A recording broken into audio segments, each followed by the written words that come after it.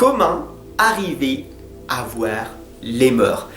Bienvenue à toi sur la chaîne Medium TV. Ici Fabrice Baumann, ton médium, ton coach intuitif et puis l'auteur de nombreux ouvrages que tu peux retrouver sur Amazon, tout simplement en cliquant en dessous dans la description.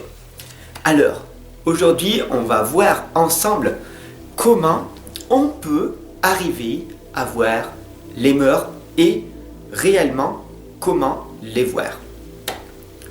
Peut-être que tu t'es demandé, en ayant eu des frissons des fois, ou tu as eu des fois des sensations, style une présence, un souffle qui est venu vers toi. Et là, tu as une petite sensibilité. Tu fermes les yeux et hop, comme par magie, je suis médium. Non, non, tu es sensible. Ou alors hypersensible. C'est possible dans deux grands cas. Beaucoup de médiums, sache-le, viennent me voir et viennent me poser la question en privé, évidemment. Fab, est-ce que je suis médium? Ma réponse, elle est très claire. Non, tu es hypersensible ou sensible. Pourquoi? Parce que si tu serais médium réellement, tu ne te poserais même pas cette question. Il n'y a pas de coïncidence ou de hasard. Tu as été destiné pour être un messager et tu vois les morts. C'est aussi simple que ça. Je vais te donner deux histoires qui m'ont été tout simplement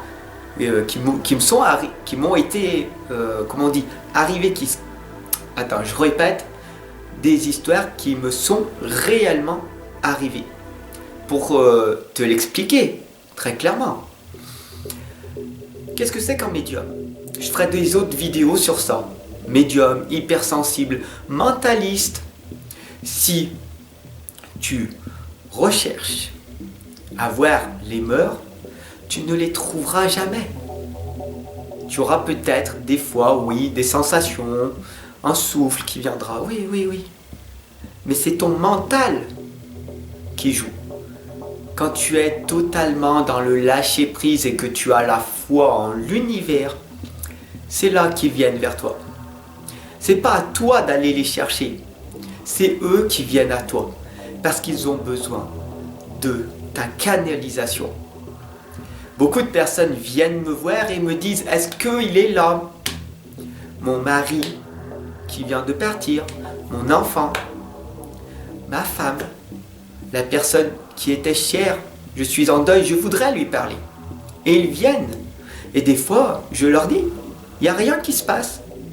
Ils ne sont pas venus. Alors, ces personnes-là sont déçues et partent. Mais c'est ça la médiumnité, on ne peut pas savoir quand c'est que ça vient.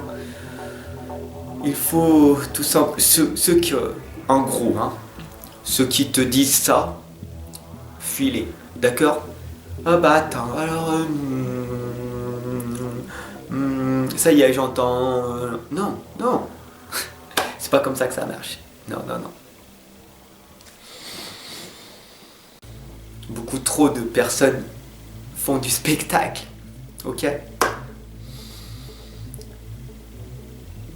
Donc, stop avec cette médiumnité alors que tu es hypersensible ou sensible, d'accord?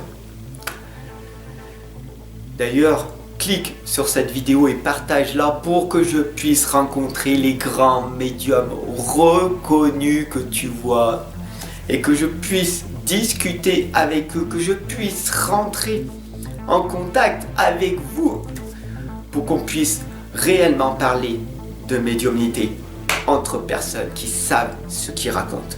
J'ai tellement un ras-le-bol de ces prétendus médiums qui ont juste des sensations, d'accord? Une petite histoire, ok?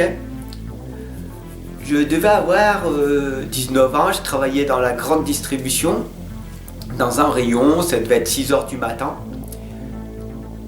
Je me retourne et qui c'est que je vois? Mon papa.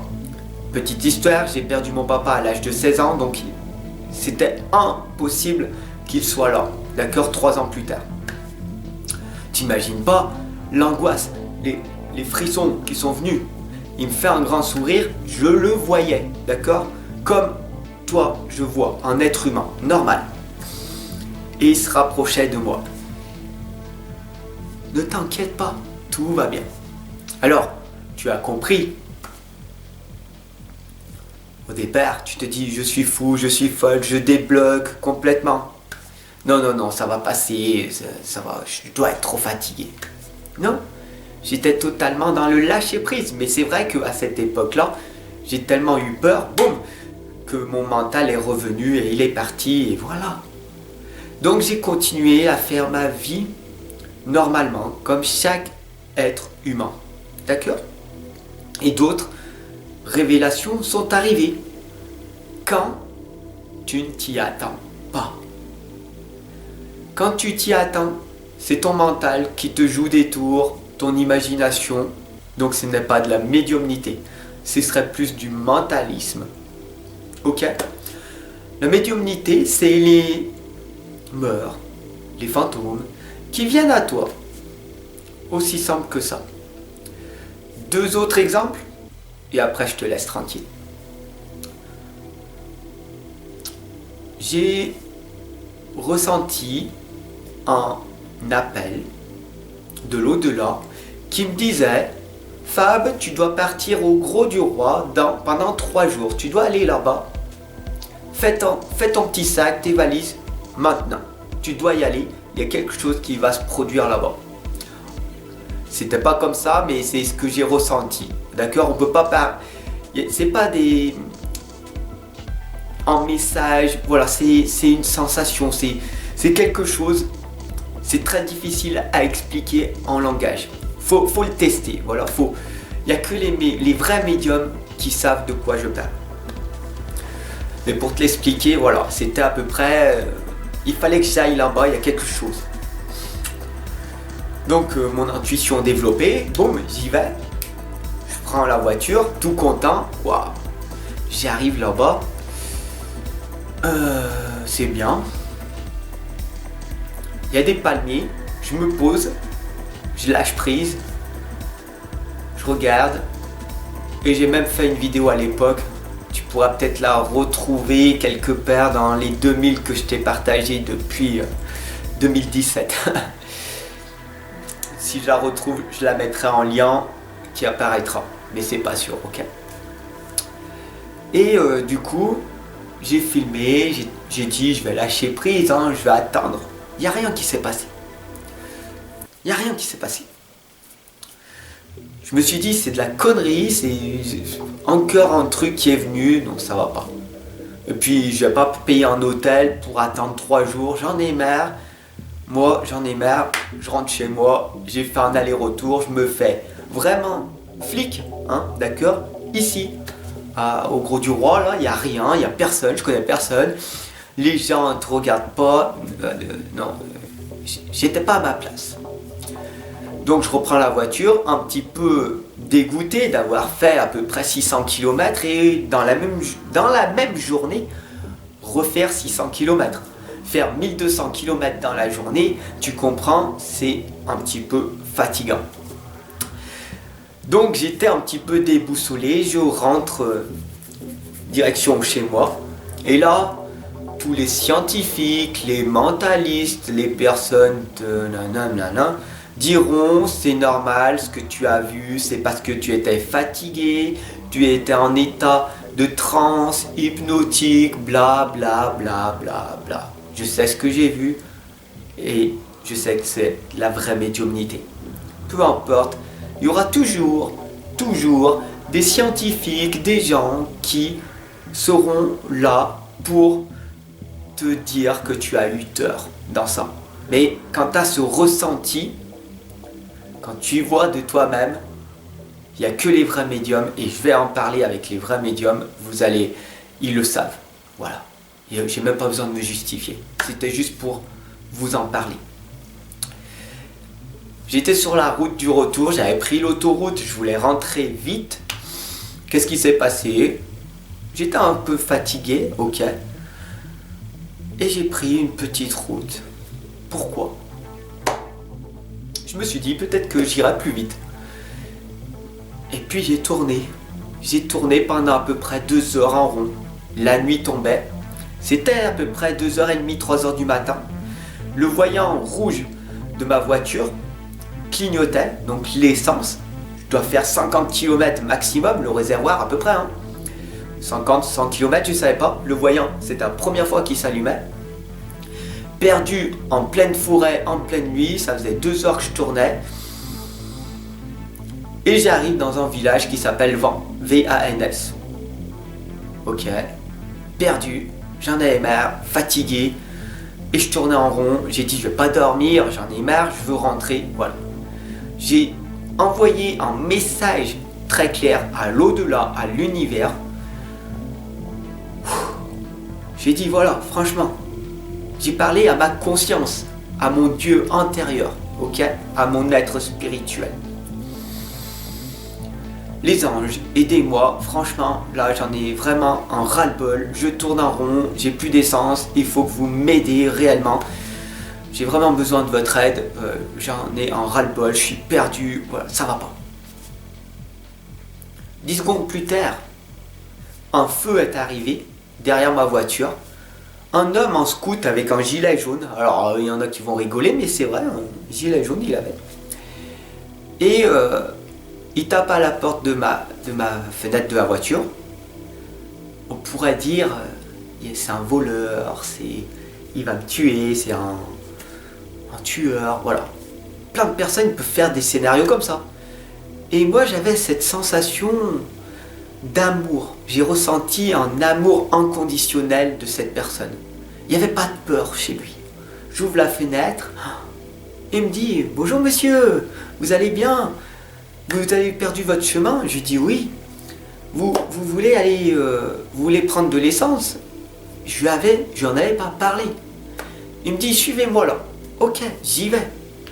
Je le suis, je prends mon essence. On discute, il me dit si vous voulez, vous pouvez venir chez moi. Moi je suis un gars du Nord, les gens du Nord, on est très généreux. Si vous voulez dormir avant de reprendre la route, ce serait préférable pour vous. Non, j'avais cette peur quand même en moi. Je me suis dit, je connais pas cette personne et puis je veux rentrer chez moi. Je lui dis, bah voilà, je suis perdu, ça fait 2 heures que je tourne en rond. Donnez-moi... indiquez-moi la route du retour. Il me dit c'est simple, vous voyez là, cette route là, laquelle? Celle-là. Celle-là. Ok. Ben moi je suis passé plusieurs fois par cette route et je tourne en rond.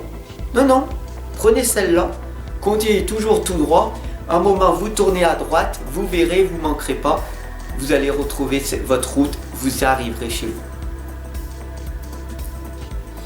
Il y avait un tel message d'amour et de clarté en lui que c'était une évidence qu'il fallait que j'aille là. J'ai fini de prendre mon essence. Qu'est-ce qui s'est passé? Je voulais le remercier et lui dire voilà, je te remercie franchement, je te remercie de m'avoir aidé, de m'avoir trouvé une station d'essence ouverte.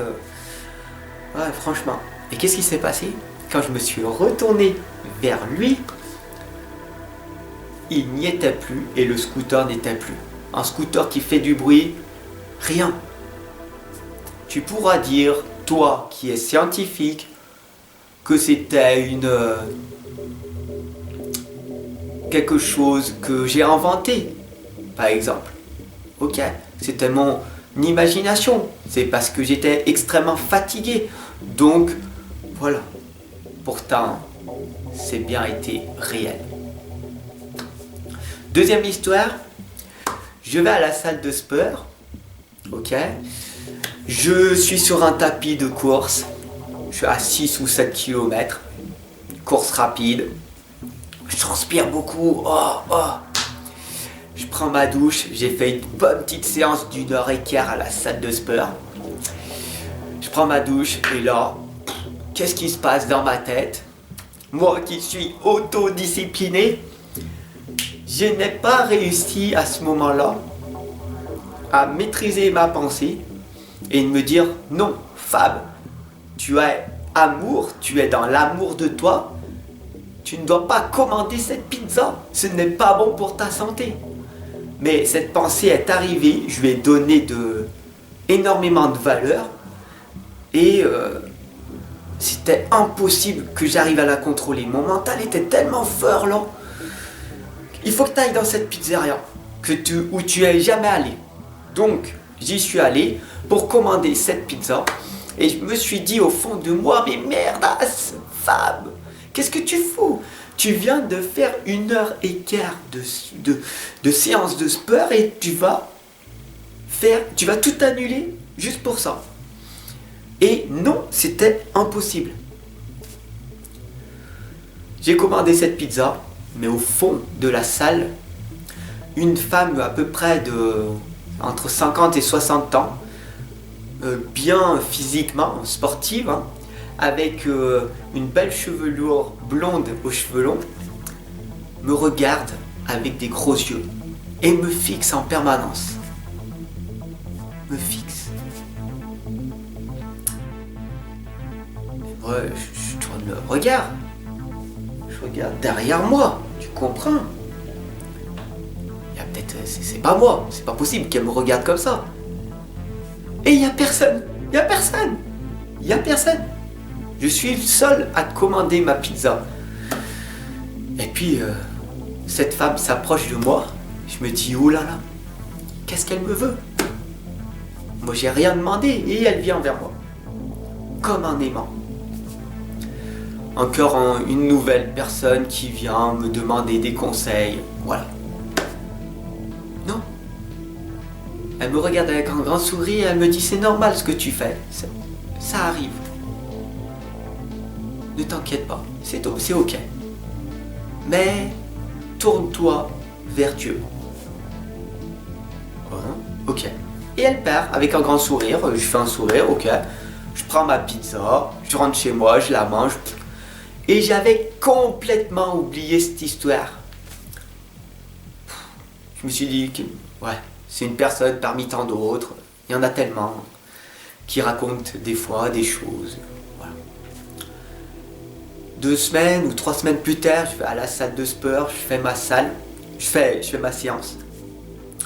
Et là, sur un vélo elliptique en face de moi, une femme, exactement pareille qu'elle, qui faisait que se retourner. Comme ça. Devant moi. Je me suis dit, c'est qui cette femme-là? Qu'est-ce qu'elle veut? Elle me regarde encore une nouvelle fois. Moi, je suis sur mon tapis, elle arrive sur le tapis d'à côté, je me retourne, oui, bonjour. Tu te souviens de moi? On s'était vu à la pizzeria. Oh, ouais. C'est important pour toi de trouver Dieu en toi. La conscience, Dieu est en toi. La conscience, c'est ce qui est en toi. Tu comprends? Cette personne que je voyais comme un être humain, comme toi tu vois d'autres êtres humains, en chair et en os, était autre qu'un ange. Parce que à un moment donné, elle s'est évaporée. Tu pourras ne pas me croire, c'est tout à fait ton choix. Mais quand tu es médium, les anges, des esprits, des fantômes viennent à toi et te donnent des clés, te donnent des fois des conseils que tu mets en application et ça fonctionne. Il suffit que tu aies foi en toi et en cette énergie invisible de l'au-delà. Je prends des risques à me dévoiler complètement, comme ça. Beaucoup de personnes pourraient m'attaquer sur ces propos. en disant que c'est des conneries, blablabla, blablabla. Mais je sais que toi, qui es là, à me regarder, toi médium, tu sais que c'est la pure réalité. Il y a des choses qui se passent. Mais si tu veux réellement voir les mœurs, fais ta vie. Ils viendront à toi quand tu ne t'y attendras pas. C'est aussi simple que ça. Sur ce, je te souhaite une excellente et lumineuse journée. Clique en dessous dans la description pour t'offrir l'un de mes 3 livres que j'ai écrits sur Amazon, pour t'offrir une guidance, un service, du coaching, pour que je puisse t'accompagner si tu as des problèmes dans ta vie et que tu as du mal à t'endormir. C'est que forcément il y a une entité, un fantôme qui est à tes côtés et que c'est extrêmement important pour toi de te purifier. Ne laisse pas ces entités rentrer en toi. Ok? Je peux t'aider. Donc tu peux me contacter, on discute, on verra ensemble ce qu'on peut faire. Ok? Je te remercie en tout cas, merci de partager cette magnifique vidéo et puis surtout de t'abonner parce que je vais te dévoiler plein de nouvelles clés sur la médiumnité. Je te retrouve pour tes guidances générales, sentimentales, parce que j'aime les faire pour vous. Elles sont très utiles pour la majorité des personnes. Voilà. Je te souhaite une merveilleuse journée. Ciao.